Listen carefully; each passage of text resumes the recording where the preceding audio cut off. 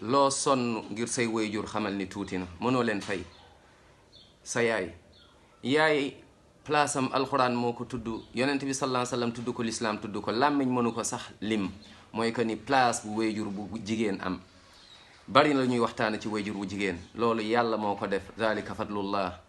sa wayjur wu jigéen mënuloo ko fay, mënuloo loo def jàppal ni tuuti na. waaye néew na lu ñuy waxtaane ci wayjur wu góor, muy sa pap. sa wayjur wu góor nga xamante ni foo toll santam ngay yore, allahu akbar. sa wayjur wu góor di sonn ndeysaan avant ngay judd, di kërti kërti ndax rek mooy nga nekk dans de meilleures conditions. sa wayjur wu góor ñu ngi koy saaga amaana liggéeykaay ba, ñu ngi koy toroxal amaana sax liggéeykaay ba, avant mu fay yegg muy njëkkante oto yeeg yu mel noonu, sonn lool. kon bul fàtte sa wayjur wu góor ak nu mu mën a mel, yërëm ko, taxaw ko. say wayjur bu ñuy dund ay milliards yoo am nañ ko gis, sa kàttan nañ ko gis, nga sonn ndax ñoom. waaye bu dee génn nañ àdduna wala kenn ci ñoom génn àdduna, bul fàtte di ko ñaanal wala di leen ñaanal. rabbi ighfir li wa li walidayya warhamhuma kama rabbayani saghira. ñaan bi moom la alxuraan jàngale ak yeneen yi ni mel.